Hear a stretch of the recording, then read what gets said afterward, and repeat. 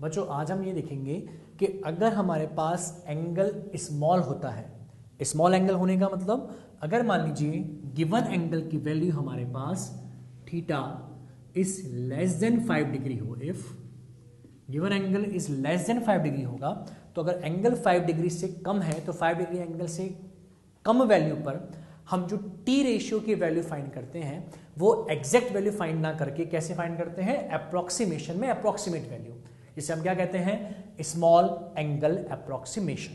ठीक, small angle approximation के according अगर हम बात करें कि अगर एंगल 5 डिग्री से कम है और हमें वैल्यू फाइंड करनी है साइन थीटा, कॉस थीटा और टेन थीटा की, ध्यान से देखना सभी, साइन थीटा, कॉस थीटा और टेन थीटा, ये साइन रिप्रेजेंट करता है अप्रोक्सीमेट वैल्यू को।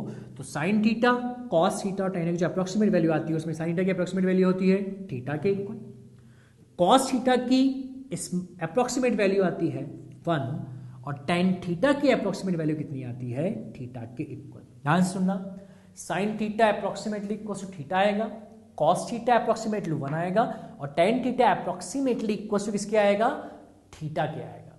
ठीक है, अब ये आती कैसे है वैल्यूज, इसको समझने के लिए एक सिंपल सा डायग्राम बनाते हैं।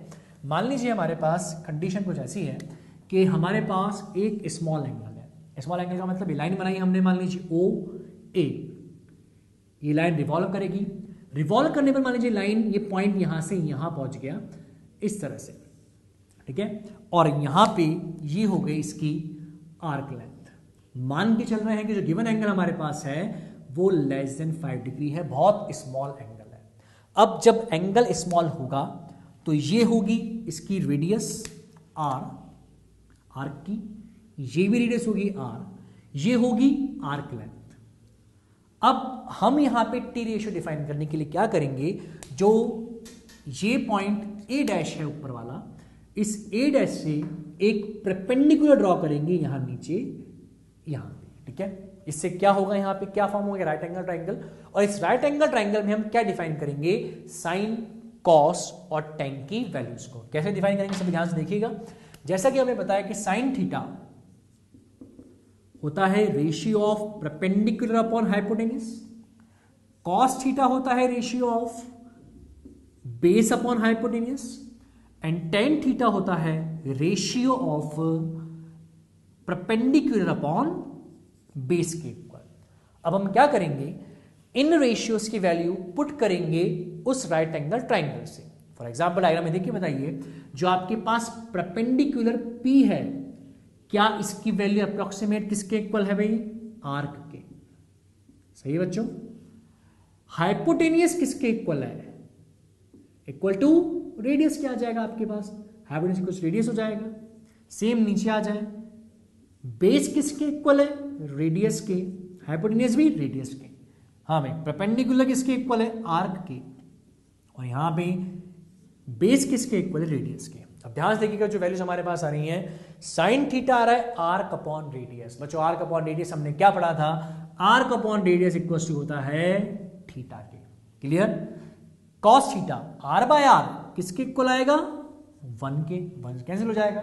Ten theta arc upon radius again किसके इक्वल, थीटा के। तो ध्यान रखिएगा जब हम स्मॉल एंगल अप्रोक्सीमेशन की बात करेंगे तो स्मॉल एंगल अप्रोक्सीमेशन में साइन टेन थीटा और टेन थीटा किसके इक्वल आएंगे, थीटा के, लेकिन कॉस थीटा अप्रोक्सीमेट किसके इक्वल आएगा बच्चों, 1 के इक्वल आएगा, क्लियर। और एक सबसे इंपॉर्टेंट काम की बात ध्यान रखनी, वो ये यहां जो थीटा होगा शुड बी इन रेडियन। मतलब क्या है, जो आप एंगल लिखेंगे ना वो आंसर जो आएगा वो किसमें देना पड़ेगा, रेडियन में देना पड़ेगा। सर रेडियन में क्यों देना पड़ेगा, इसका क्या लॉजिक है, तो आप देखिए आपने इनकी वैल्यूज फाइंड करने के लिए जो फॉर्मूला काम में लिया वो कौन सा लिया, arc upon radius, arc upon radius. और आपको याद होगा हमने जब स्टार्टिंग में पढ़ा था कि आर्क अपॉन रेडियस का जो रेशियो आता है उससे जो एंगल मिलता है वो किसके फॉर्म में मिलता है, इन टर्म्स ऑफ रेडियन। तो ध्यान रखिएगा जब आप इनको सॉल्व करेंगे तो आपके पास एंगल आना चाहिए आर्क अपॉन रेडियस के टर्म में, क्लियर थी बात बच्चों। इसके बाद थोड़ा सा आगे बढ़ते हैं और इसी पर बेस्ड एक दो क्वेश्चन हम देखते हैं कि अगर एंगल स्मॉल होगा तो स्मॉल एंगल के लिए हम अप्रोक्सीमेशन मेथड को कैसे काम में ला सकते हैं। ठीक है, सबसे पहला क्वेश्चन जो हमारे सामने आता है, मान लीजिए हमें फाइंड करनी है वैल्यू साइन 1 डिग्री की। क्लियर? 1 डिग्री स्मॉल एंगल है, लेस देन 5 डिग्री आ रहा है हमारे पास। अब 1 डिग्री की वैल्यू फाइंड करने के लिए पता है सबसे पहले आपको क्या करना पड़ेगा, हमें बताएं कि साइन थीटा अप्रोक्सीमेट किसके इक्वल आता है, थीटा के। लेकिन थीटा किस में होना चाहिए बच्चों? In radian. इन रेडियन का मतलब आपको क्या करना पड़ेगा, इसको चेंज करना पड़ेगा, पहले रेडियन है। बच्चों बताओगे 1 डिग्री को रेडियन में बदलना है, किससे मल्टीप्लाई करते थे हम लोग? Pi by 180। तो कितना आएगा? Sine pi by 180। सही है बेटा? इसकी अप्रोक्सीमेट वैल्यू कितनी जाएगी?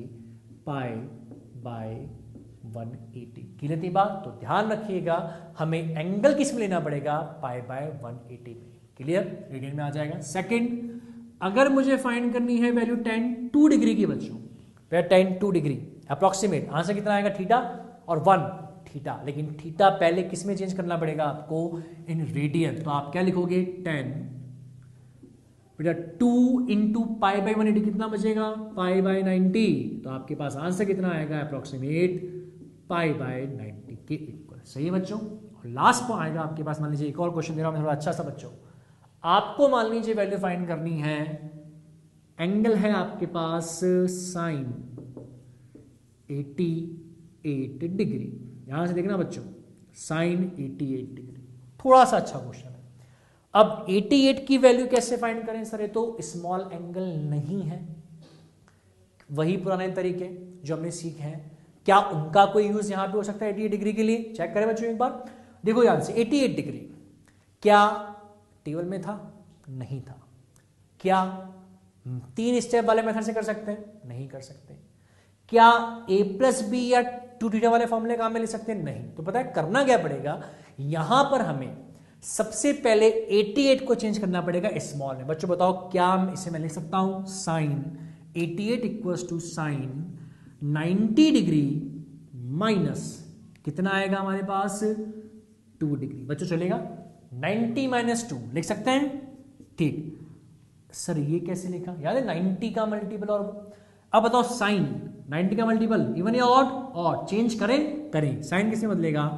कॉस। कॉस 2 डिग्री आ गया बेटा। Cos 2 degree small angle approximation के अकॉर्डिंग इसकी वैल्यू कितनी आएगी? अप्रोक्सीमेट 1 के इक्वल। क्लियर है बच्चों? तो ध्यान रखिएगा, अगर एंगल स्मॉल हो तो हमें ध्यान रखना है कि हमें कैसे अप्रोक्सीमेशन मेथड काम में लेना है। दोबारा सुनिएगा सभी, साइन थीटा और टेन थीटा अप्रोक्सीमेट किसके को लाएंगे? थीटा के। लेकिन थीटा आपको किस में लेना पड़ेगा? रेडियन में, वो हमें आता है। ठीक है? और अगर कॉस थीटा है तो कॉस थीटा की स्मॉल एंगल अप्रोक्सीमेशन वैल्यू जो आती है अप्रोक्सीमेट किसके को लाएगी? 1 के इक्वल। क्लियर है? ध्यान रखिए बच्चों। तो यहां पर हम लोगों ने क्या किया, जितने भी एंगल्स की वैल्यूज हम फाइंड अभी तक कर सकते थे उन सब की वैल्यू हमने फाइंड की। दोबारा सुनना कैसे कैसे।